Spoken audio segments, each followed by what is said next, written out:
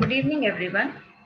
In the previous session of Global HRD, I was explaining about HRD philosophies, why do organizations need HRD philosophy, and various other aspects of HRD philosophy. So that was the last topic of second unit, which I have already completed in my last session. In this session, I am going to explain about a case study. Now, this case study is related to United Technologies Corporation. So first of all, I'm going to explain the details of the case. Then I'm going to explain how you're supposed to solve the case. And then there are few questions at the end of the case. And those questions, you're supposed to answer those questions, find the solution of those questions, and then you all have to send me the solutions. Okay? So let's begin the session. So first of all, as I said, the case study is about United Technologies Corporation. Now, this is a company which is placed in Fortune 50 company, or Fortune 500 companies are those which are the topmost companies all around the world. So it is placed between the 50 topmost companies of all around the world. And it has its headquarters in Hartford, Connecticut. So in 2009, it had a worldwide workforce of 216,000 employees. All over the world, they have a workforce of employees 216,000. And some of the major subsidiaries are Pratt and Whitney, Carrier, Otis, Hamilton, Sunstrand, and these are some of the other subsidiary companies of United Technology Corporations. And each and every subsidiary is engaged in one type of business. Like Pratt and Whitney is engaged in creation of jet engines. Carrier is all about creating air conditioning system. So each and every other company is working under a different industry or is a part of a different industry, has a separate kind of a business. Okay, so here the main important aspects are that the worldwide workforce of United Technology Corporation UTC is around 216,000. So all over the world in the year 2009, they had employees of total 216,000. Okay. So since 1990, it has gone to several major changes and reduction of US force. So means they have reduced the workforce of United States. Means they had different factories, different offices in United States. So all over the country, they have reduced the workforce of the entire company. For example, they used to have around 50,000 people of USA. They have appointed 50,000 of people of USA, but now they have reduced it to 30,000. So I just gave this an example, not related to the case. I just gave it so that you all can understand properly that they are reducing the workforce of USA only. Only we can say, they are terminating the employees belonging to United States of America. Okay, and with a substantial increase in its workforce outside United States, means they are terminating people within United States and they're increasing their workforce in other countries. Okay, in 2009, 60% of its revenue came from outside the United States. Means outside of United States, they got maximum amount of revenue because they are downsizing in United States, but they are appointing large number of people in other countries where they have their factories and offices set up. Okay, so George David, who was a former CEO of UTC, stated that we and others create jobs overseas fundamentally for market access, to extend our global market leadership and thereby to make our company stronger and to ensure employment at home. So what does this statement actually mean? He said that their entire company is focused on expanding their market access. They want to expand their overseas market access, and that's why they're appointing large number of people from other countries, or they are setting up in different areas, different countries, and they're appointing large number of people from those countries. Okay, so they are they are focused on becoming the global market leader, and they want to make, and this if they become a global market leader, definitely they will become a very strong company. And after being such a strong company, after being a global market leader, they can provide more and more employment to their home country, which is United States. So in this statement, he explained that their focus right now is on expansion. Expansion means market access. They want to expand their market access, overseas market access, by hiring more and more people in other countries. And by doing so, they will become a global market leader, and that will help them to create more and more employment in United States. So this is the exact meaning of the statement given by George David. Okay, but later he said that we cannot guarantee anyone a job, but we are nonetheless obliged to provide employees reasonable opportunities to re-establish themselves, ideally on more favorable conditions in the event of job loss. One of the commitments made by UTC was to provide tuition reimbursement for undergraduate or graduate courses taken by their employee. So that was the statement. In the previous slide, it gave George David gave that why they are focused on appointing people in other countries. So this was the statement given by George David. And after that, he gave another statement that they are not guaranteeing anyone that they are going to give them a job, or even if they are working, if the employees are working in their company, they are not guaranteeing those providing any kind of guarantee to those employees that they are going to stay on the job for a long term period. Means definitely they are not, they are saying that we cannot give job security, they can be fired at any moment. So this was the statement given by George David. And he said that even if we are not able to guarantee anyone's job, they are obliged to provide employees reasonable opportunities to re-establish themselves. Means they are saying that even if we are not capable of providing job security, but we can provide, we are obliged, not only he say that we can provide, they are obliged to the employees to provide reasonable opportunities so that they can re-establish themselves on more favorable conditions in the event of job loss, which means that they can provide them with all kind of opportunities.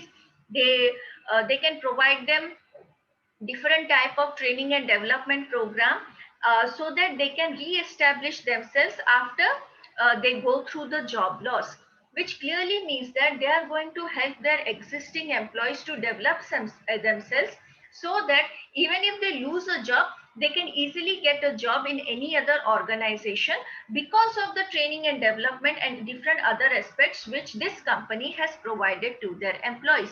So they are not giving any kind of guarantee to for the job, but they are saying that we are going to provide you different opportunities to the employees, so that even if they lose a job, they can easily get a job in other organization. So this statement was also given by George David after giving the first statement.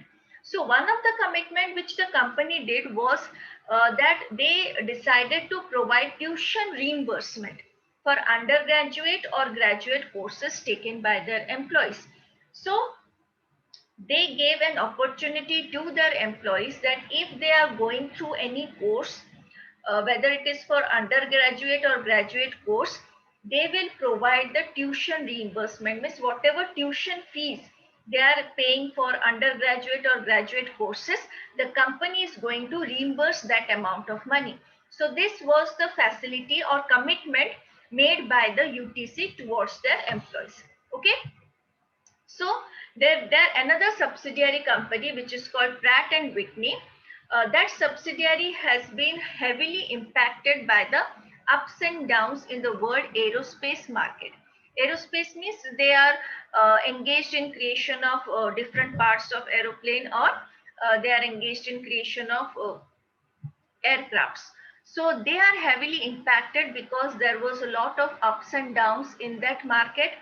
And in the past, a large number of their employees worked in Connecticut, and many layoffs have occurred over years across these facilities. Means they have, because of this unfavorable conditions, ups and downs in the aerospace market, they had to terminate a large group of people who used to work in Connecticut, and from many years they have been downsizing their company. And there was an obvious challenge in the midst of the such changes is the maintenance of employee skills and morale. So in the situation where large number of people are losing their job, it is their duty to motivate and encourage their existing employees to maintain the skills of the employees. And this is a kind of a big challenge for Pratt and Whitney, because large number of people are being terminated. At the same time, they have to also focus on the existing employees, so that they won't leave the organization, they won't be dissatisfied with the company. So it was a challenge for them to motivate the existing employees, focus on the maintenance of employee skills and all that. So this is the situation of United Technology Corporation. Okay. So this is about the case. So first of all, United Technology Corporation was a huge company. They have many organizations, or we can say many sections in other countries also, and they were reducing the workforce of United States and hiring more and more people in other countries or their offices in other countries. So, and because of that, the promise that they made that they are going to provide more employment to the US citizens, but they did not live up to their promise, because they said that once we become the global leader, we will bring more employment to the country. But they were not able to do so. And then they said that we cannot guarantee a job, but we can provide different kinds of opportunities through which the employee can develop. And even if the employee loses the job, they can get any kind of job in other organizations. So that was the commitment given by the UTC. And then they also committed that they are going to reimburse their employees undergraduate and graduate course fees. So this is the actual case. What is the scenario? I think you all have understood. Now let me explain you all the questions. So the first question here says that, what do you think is likely to happen to employees training and development efforts in the midst of downsizing efforts? So first of all, the question is, when the organization is downsizing, simply means that when the organization wants to reduce the size of the workforce. In that situation, what is going to happen to employee training and development programs? What should be the actual situation?